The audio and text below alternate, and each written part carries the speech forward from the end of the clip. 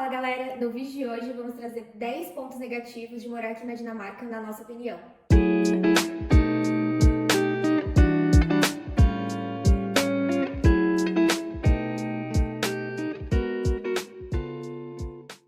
Olá, eu sou a Mariana Olá, eu sou o Jorge. e sejam bem-vindos ao Life Outside BR. Bem, antes da gente começar a falar para vocês sobre os 10 pontos negativos, eu acho importante um disclaimer aqui.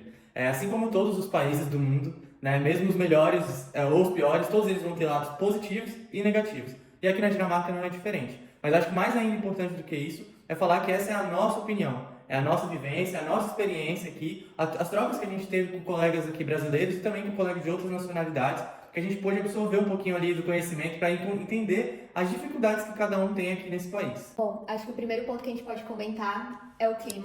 É um pouco clichê, né? Acho que as pessoas já sabem um pouco sobre isso, mas realmente o clima aqui pesa bastante.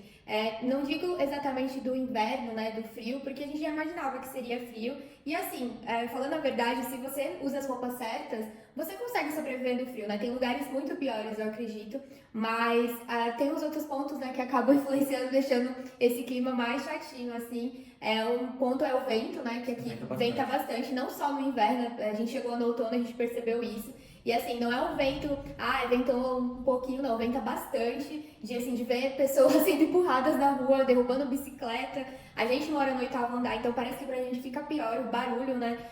Agora, por exemplo, tá ventando, não sei se vocês vão conseguir ouvir, mas à noite, às vezes, né, venta bastante, incomoda um pouco. E isso é um pontinho bem chato do clima, né? No que diz respeito à temperatura em si, até que isso não nos incomodou tanto, né? Apesar de ser bem frio pra gente, a temperatura média do verão, que a gente nem chegou ainda no verão aqui, é de 16 graus. Isso pra gente no Brasil era um inverno e bastante frio. E a temperatura média no inverno é de 0 graus. Tem temperaturas negativas também, a gente viu neve aqui na rua, então chove também bastante, principalmente no período de setembro a novembro, que foi quando a gente chegou aqui. Então a gente logo nas primeiras semanas já tomou bastante chuva, né? Então, mas a temperatura em si ela é mediana, né? Porque nem fica muito frio no inverno, mas também não fica muito calor no verão.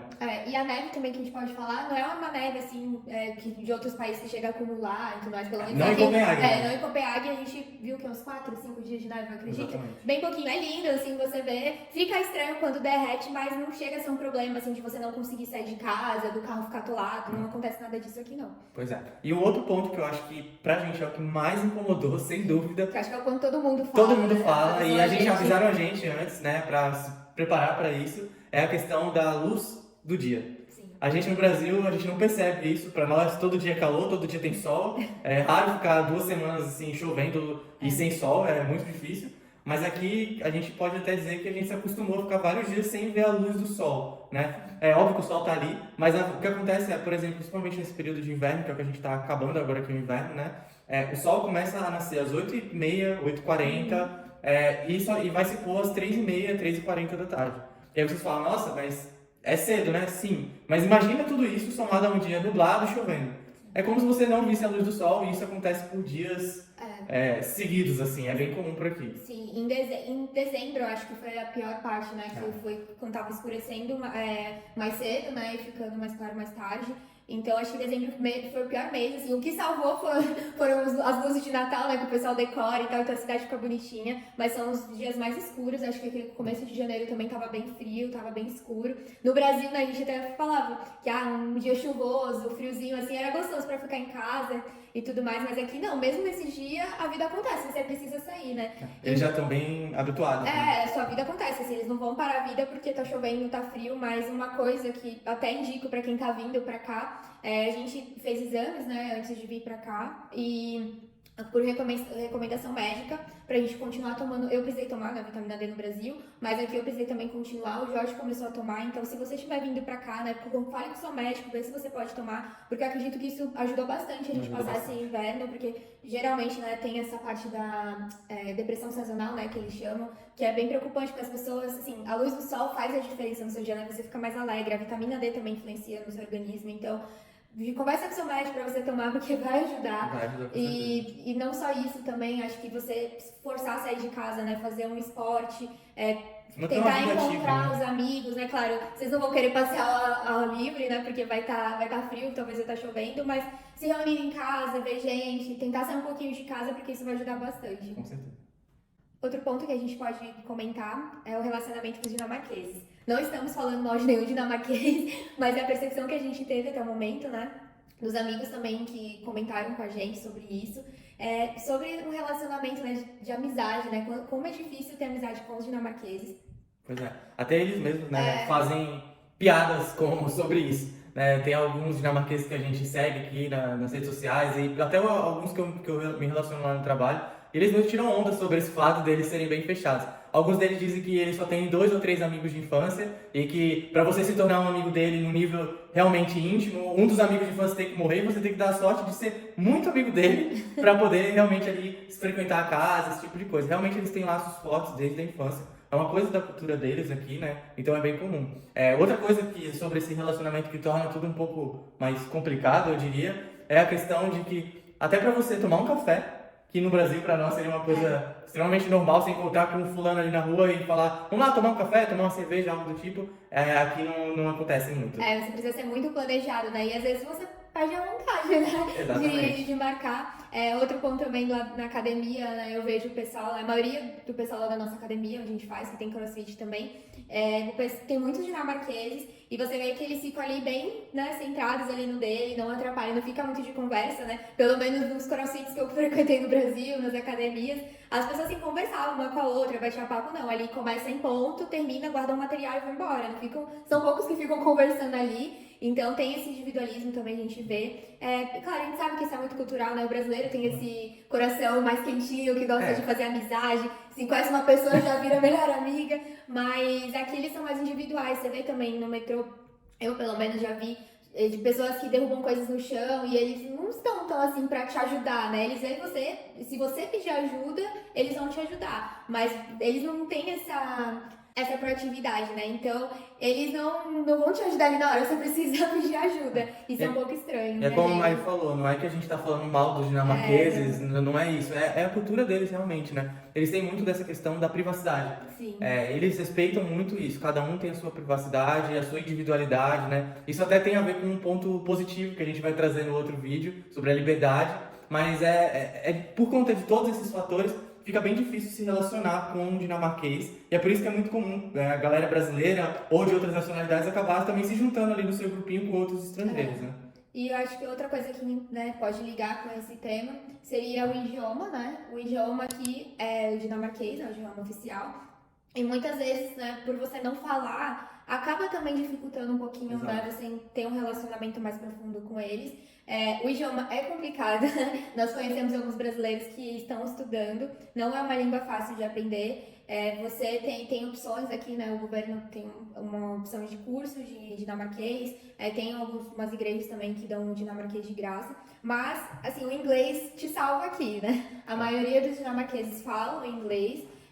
Se você for em algum lugar, né, no hospital, né, como a gente comentou no vídeo passado, a maioria dos médicos falam inglês. 80%, né, da população da Dinamarca fala inglês. Eu acho que Copenhague esse índice é até um pouco maior. Então você consegue se virar muito bem. E é claro, né, gente, a gente tá falando aqui do idioma que para nós é difícil, né, a gente não tem o conhecimento, talvez outra pessoa vai achar fácil. Mas e óbvio que não falar o idioma, obviamente, prejudica você ali na questão do relacionamento que a gente estava falando anteriormente, né? Porque acaba meio que te bloqueando de algumas coisas. Mas talvez se você aprender, você consegue evoluir aí nesse aspecto, né?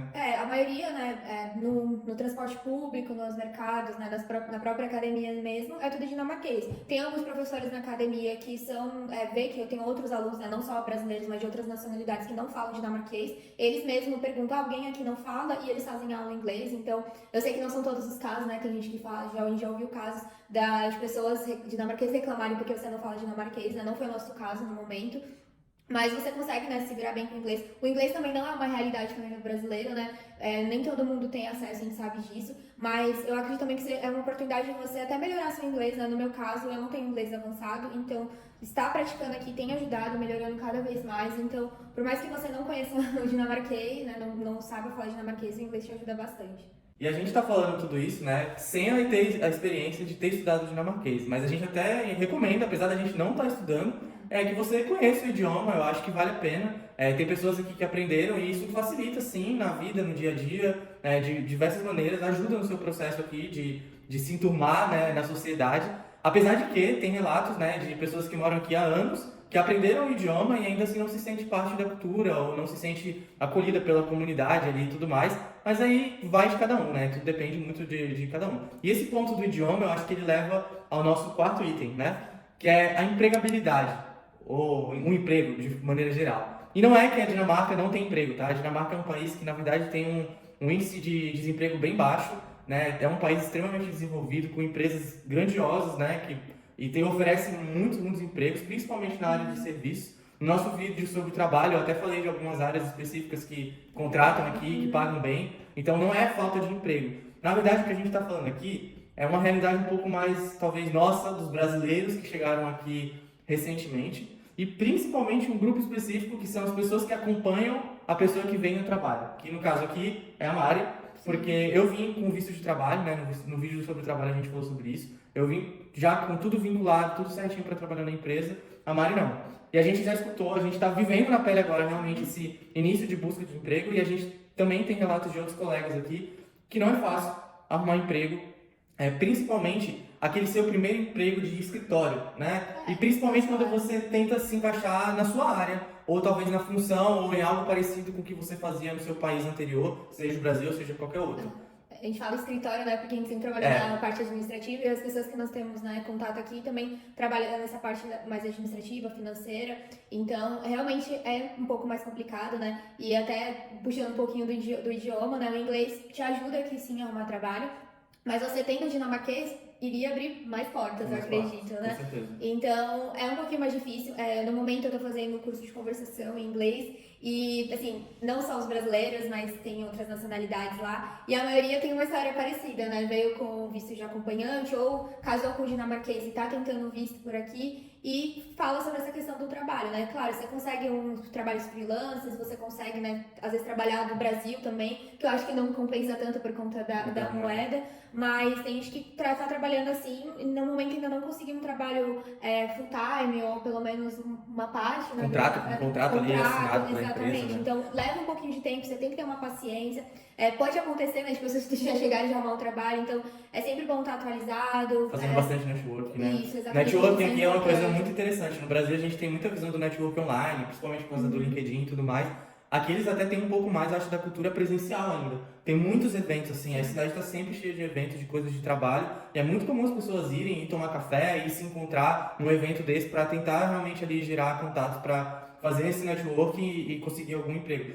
O que a Mari falou do ponto dos freelancers, né, desses trabalhos talvez até mais informais, ou trabalhos entry level, né, que a gente fala, que são trabalhos que são considerados mais simples, ou que às vezes não exigem uma capacidade técnica, ou uma formação, um curso superior, essas coisas. Esses trabalhos não são tão difíceis de serem encontrados aqui, você consegue sim achar. É mais para questão realmente de trabalhos assim que, principalmente a gente vê muita galera que tem uma formação no Brasil e quer chegar aqui, quer exercer na mesma área, talvez na mesma posição, na mesma função. Isso é um pouco mais complicado, mas não é impossível, tá, gente? Sim, a gente tem um exemplo aqui de uma amiga nossa que conseguiu um trabalho muito legal, pouco tempo depois de estar aqui, e não foi a única, tem várias pessoas também que a gente conhece. Mas é um ponto que, para quem está chegando, pode ser um pouco assustador. Ter um pouquinho de paciência, Tem que ter um pouco de paciência. demora a se dedicar, né, no teu inglês, ajuda muito. Se você tiver a oportunidade também já de chegar e começar a estudar o dinamarquês, eu acredito que vai abrir bem mais portas para vocês. E o quinto ponto, que é o que mais dói do coração, é o custo de vida dos impostos aqui. Sim, são bem altos, né? Como a gente comentou no nosso vídeo de custo de vida. Tudo aqui é bem caro, principalmente lazer, turismo. Então, se você tá vindo só para turistar, né, prepare o bolso, porque as coisas aqui são realmente caras. A gente vê nessa parte de serviço, né, principalmente, o quanto é caro em relação comparando o Brasil, né, o que a gente tinha na realidade do Brasil. Então, é um pouquinho complicado. E é até um pouco contraditório esse ponto, porque ao mesmo tempo que tem alto custo de vida, tem também um alto poder de compra e tem contrabalanceando ali uns salários muito altos aqui, né, um dos mais altos da Europa. Mas realmente a vida na Dinamarca não é barata. Copenhague também não é barato especificamente, né, por se tratar de uma área extremamente populosa, tem muita gente aqui, né? A Dinamarca e Copenhague estão sempre ali no top 10 de cidades e países mais caros do mundo, né? E com certeza no top 5 ou 3 ali de países mais caros da Europa. Então, assim, isso complica bastante a sua vida aqui, né? Então, antes de você vir, se você está vindo para ficar, veja bem o seu planejamento financeiro, né? Se organize, se planeje, porque realmente, se você calcular errado ali, as coisas podem ficar meio apertadas. Então, o planejamento ajuda bastante, a organização financeira ajuda bastante aqui. E o outro ponto também, que tá ligado a isso, né, do custo de vida, são os impostos, né? Os impostos aqui são extremamente altos. Eu quero trazer isso num vídeo um pouco mais detalhado para vocês, mas os impostos, por exemplo, nos seus vencimentos, né, na renda ali, podem variar de 36% até 60%. Então, assim, Dói o coração. dói o coração. A gente, claro, vê o retorno no dia a dia e tudo comentou mais, a sobre gente isso. comentou sobre isso no outro vídeo, mas ainda assim é caro morar por aqui, viu? Sim. Bom, se vocês querem acompanhar um pouquinho na prática, né, como funciona esse custo de vida, como a gente tem lidado com isso, segue a gente lá no Life Outside BR no Instagram. Não esqueçam de curtir, comentar esse vídeo e também se inscrever, né, que ajuda bastante a gente a criar conteúdos aqui pra vocês. O sexto ponto, pra gente, é um ponto negativo, é o calção para o aluguel. Parece meio bobo, mas é extremamente relevante. O mercado imobiliário aqui é bem aquecido, talvez não tanto como outros países como a Holanda ou a Alemanha, por exemplo, mas ainda assim é bem aquecido, então você tem que tomar decisões rápidas, né, olhar ali os imóveis e já pensar mais ou menos o que você vai fazer. Quando a gente veio, a gente teve que mandar uma lista, né? Óbvio, tinha uma empresa assessorando a gente por conta da questão do trabalho, mas a gente meio que definiu, esses 3 imóveis aqui ou 5 imóveis aqui que a gente tem interesse, e a gente mandava essa lista e meio que fazia uma oferta em cada um deles e esperava para ver o resultado. E aí a surpresa não vinha agora, a surpresa vinha depois. Que era que a gente já sabia, né? Quando a gente saiu do Brasil, a gente já estava avisado disso, a gente já tinha até se planejado, que são os meses que você tem que dar de antecedência para o aluguel, isso se chama calção, né? No Brasil existe isso, é bem comum. Só que aqui é bem pesado, né? Aqui basicamente esses valores podem chegar tanto de 1, 2 meses, que é bem raro de acontecer, mas o mais natural, né, o mais comum é o de 3 meses, mas pode chegar até 6 meses. Eu acredito que até mais, eu não sei, eu não pesquisei tanto assim, mas acredito que até mais de 6 meses talvez deva existir. E isso tudo é respaldado pela lei dos inquilinos aqui e tudo mais, então é legal fazer isso. E é muito comum, então você tem que estar bem preparado financeiramente para poder pagar 3, 4 ou até mais meses de aluguel antecipado antes de você entrar no imóvel. É importante também, né, comentar que esse dinheiro pode voltar, né, para você lá no final. Dificilmente quando vai. você sai do apartamento, mas já ouvimos muitos relatos de que alguns donos do apartamento não devolvem, que sempre vai falar que tem alguma coisa para ajustar, algum reparo para fazer. Então, isso daí é um pouquinho complicado. É melhor você se planejar e esquecer esse dinheiro depois que você pagar, porque a chance de você receber ele 100% de volta é baixa, né? Pode acontecer de você receber uma parte, mas todo provavelmente não vai acontecer. Bom, o sétimo ponto pode ser um pouquinho polêmico, né? Que é algo que incomoda um pouquinho a gente, né? Tá um pouquinho fora da nossa realidade, mas que são os cigarros e as bebidas. Os cigarros aqui, a gente vê muitas pessoas fumando. Pelo menos eu não via tantas pessoas assim no Brasil fumando quanto aqui. Cigarro, né, normal, eletrônico. E às vezes as pessoas fumam assim na sua cara, né? Dependendo do lugar, eles estão fumando, não se importam muito. E a questão das bebidas que aqui pode beber na rua, né? Você vê pessoas bebendo no transporte público, na rua. Mas que tem certos momentos, né? Principalmente ali na sexta-feira e no sábado à noite, que as pessoas perdem o controle. A gente já tinha ouvido falar que aqui o pessoal, né, bebe bastante, tem alguns momentos... A alma viking da bebida tá enraizada aqui. Passa um pouquinho dos limites, né? A gente já viu algumas coisas no metrô, principalmente à noite, no metrô, à noite, sexta e sábado, é completamente diferente, é uma outra cidade. Então é algo que a gente acha um pouco estranho, incomoda um pouquinho a gente. Talvez para algumas pessoas seja comum, mas pra gente é um ponto negativo. É algo que a gente não sabia antes de chegar aqui, a gente nem imaginava. E eles mesmos também fazem piada sobre isso, né? E as pessoas que vêm de fora ficam sempre impressionadas, né? Não só do Brasil, mas de qualquer outro lugar. Como o país se transforma da noite pro dia, né? Quando eles bebem aqui. Mas é um ponto também que liga lá com aquele terceiro ponto negativo que a gente falou, o segundo ponto negativo do relacionamento com as pessoas, que é quando tem bebida no lugar, no momento, toda aquela história do relacionamento também dá uma mudada. Porque eles ficam um pouco mais amigáveis, né? Então, eles mesmos falam que, né, quando eles tomam alguma bebida ou estão num ambiente assim um pouco mais sociável com álcool, fica tudo um pouco mais tranquilo de lidar. E aí fica até mais fácil, quem sabe, você fazer um amigo dinamarquês nas noites de sexta e sábados por aqui, né? E outro ponto negativo é a chamada água dura. É um nome estranho, né? Mas ele tem esse nome, que é a água que tem índice muito alto de calcário, né? Eu sei que não é só aqui na Dinamarca, tem outros países da Europa também esse problema. Eu não sei exatamente se é um problema, né? Mas pra gente que vem do Brasil, muda completamente. Eu tive esse problema quando eu estive no Canadá, lá também eu sei que tem, mas basicamente esse calcário, né, ele acaba ressecando muito a nossa pele, nosso cabelo, alguns itens, né, da casa, por exemplo, torneiras, louça, acaba ficando com uma manchinha, né, meio esbranquiçada.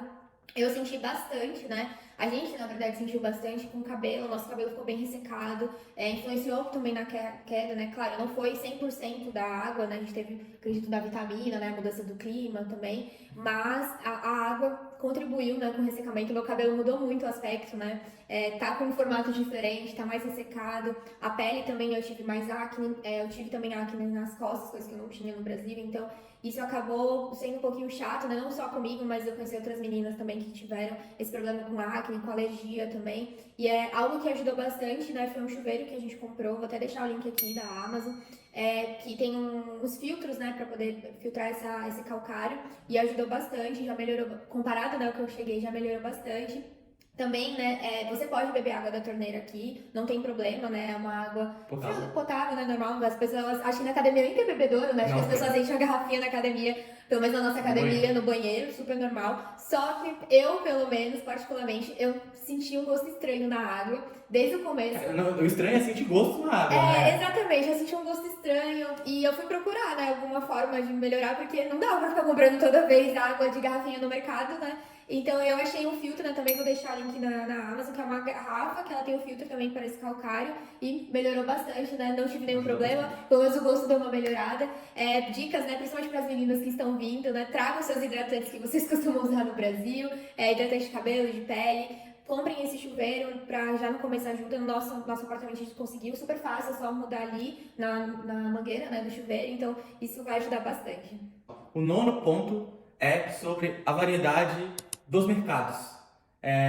Não que não tenha mercado aqui, tá? Tem mercado, tem várias opções, inclusive, mas até tem uma história, né, que depois eu quero trazer um vídeo detalhado para vocês, mas a Dinamarca, no passado, tinha muito dessa questão de não querer ser americanizado, né? A época que os Estados Unidos estavam crescendo muito, se expandindo, várias redes tentaram instalar seus negócios aqui na Dinamarca, entre elas o McDonald's, o Walmart, por exemplo, e nem todas elas conseguiram fazer isso de uma forma tão boa. Por exemplo, o McDonald's se encontra aqui, mas a gente, só de olhar, a gente vê que não é nem um pouco parecido com a importância que ele tem em outros países, como no Brasil, por exemplo.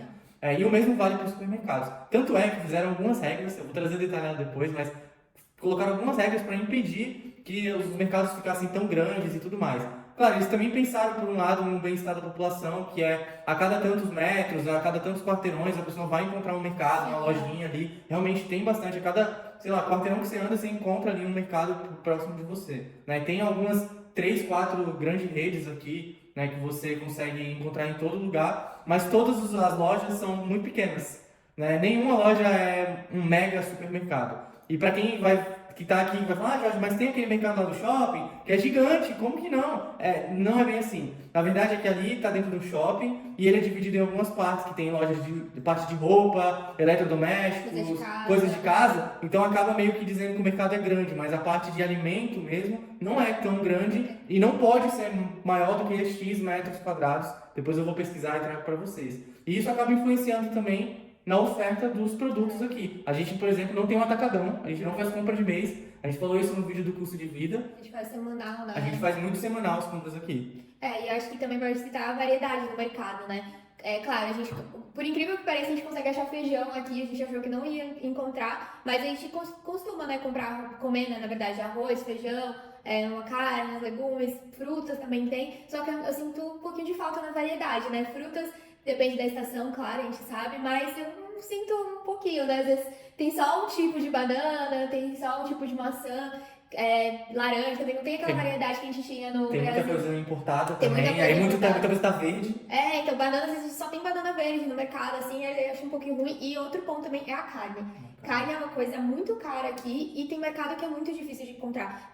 Acho que no final do ano, né, ali chegando perto do Natal também, a gente foi procurar uma carne específica, não tinha, ficaram vários dias, assim, sem carne no mercado, porque eles simplesmente não colocaram a posição, então a gente sente um pouquinho falta.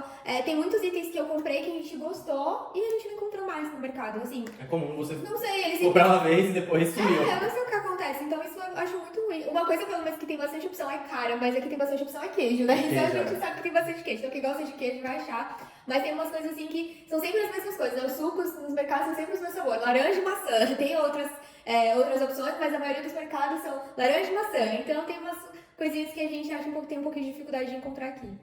E o último ponto, que não é um ponto assim que a gente acha tão ruim, mas foi um choque de realidade que a gente teve aqui, que é a burocracia, né? Por mais que eles sejam organizados, né, tecnologicamente, em outros aspectos, mas eles são burocráticos por uns pontos assim que a gente, coisas simples que não precisava, né? Eles são ainda de mandar SMS, de mandar e-mail, mandar até cartinha, então tem umas coisas assim que poderiam ser rápidas, uma mensagem no WhatsApp, eu acredito, que facilitaria a vida.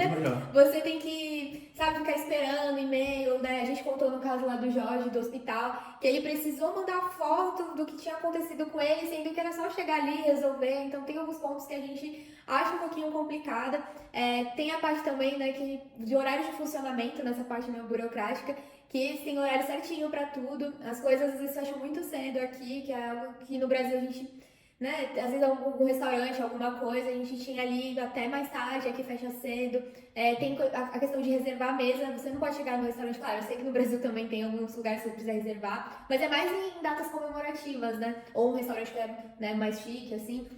Mas tem uns restaurantes assim que a gente só queria ir comer rapidinho, não, você tem que marcar horário, então é um pouquinho burocrático, né? Não é um grande problema, talvez a gente que esteja mal acostumado com o Brasil, né? A gente sabe como que é o nosso país, mas eu acho que é mais uma questão assim de que coisas que são simples ou que deveriam ser simples, elas se tornam meio difíceis de fazer. A gente tá falando, acho que o que mais afetou a nossa experiência sobre isso foi a questão do apartamento. O apartamento. Toda a questão contratual, eu agradeço que tinha uma empresa ali para me ajudar, uma pessoa que entendia do assunto, porque para lidar com isso sozinho é um pouco complicado. Vou dar um exemplo para vocês. Aqui quando a gente chegou, a gente teve problema com a geladeira e com as luzes, tinha algumas coisas para arrumar e tal, que eles tinham acabado de reformar esse apartamento.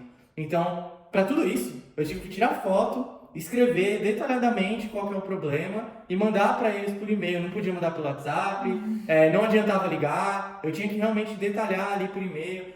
A vistoria, que às vezes no Brasil é mais comum você dar um ok lá numa lista, ele veio aqui, ele olhou item por item. E assim, tinha aqui no caminho que ele anotou, assim, você não podia entrar no banheiro, não. Primeiro era o quarto, segundo era a sala, terceiro outro quarto, e depois o banheiro, e ele anotando item por item.